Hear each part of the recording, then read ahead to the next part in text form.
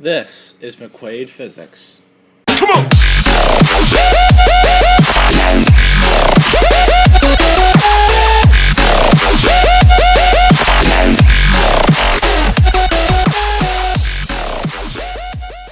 Kirby is one of the most popular video game characters in the world. His, I know right, I thought it was a her too, iconic ability to suck in almost anything has helped him create a very interesting series of video games involving a much more unique strategy. So, what is the suction power of Kirby? Today we are only going to be talking about the suction power of Kirby in only one game, Super Smash Bros. 64. There are a few reasons for this. One, in order to figure out the suction power of Kirby, we first need to know the gravity of the world that he is playing in. And unfortunately, it is vastly different in all of the different games that he is featured in.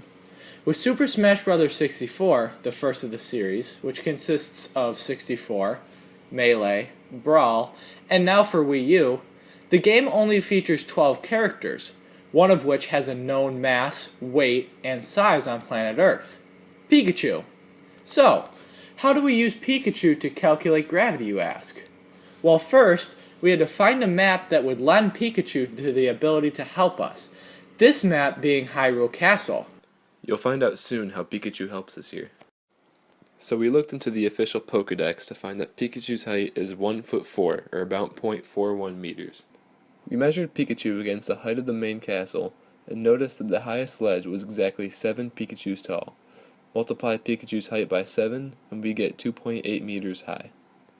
To find the gravity of this world, we simply had each character jump off the ledge, and we measured the time it took for each of them to hit the ground. Ignoring air resistance, the average time turned out to be exactly 1 second. Using this, we can determine the acceleration due to gravity. As we know, acceleration equals the change in velocity over time, and velocity equals the change in distance over time. Since the distance traveled here is 2.84 meters, we can use that to find velocity and acceleration. Since it only took 1 second, we can determine that the gravity of this world is equal to 2.84 meters per second squared. But how does this help us find the force of Kirby's vacuum? You'll see why in a minute. In this experiment, we had Kirby suck up the heaviest character in the game, Donkey Kong. Let's figure out all of the forces acting on DK here. Obviously we have the force of Kirby's vacuum to the right, but we also have the force of static friction in the opposite direction. Then of course we have the force of gravity as well as the normal force. Now let's start writing some equations. As we all know, force equals mass times acceleration. However, we also have a friction that needs to be overcome. So in this case, the total force equals Donkey Kong's mass multiplied by his acceleration towards Kirby, plus the force of friction.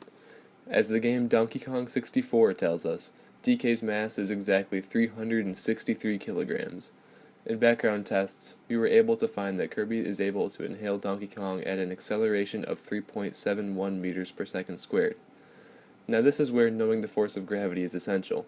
To find the force of friction, we need to multiply the stone's coefficient of friction, which we assumed was just normal stone masonry, by Donkey Kong's normal force.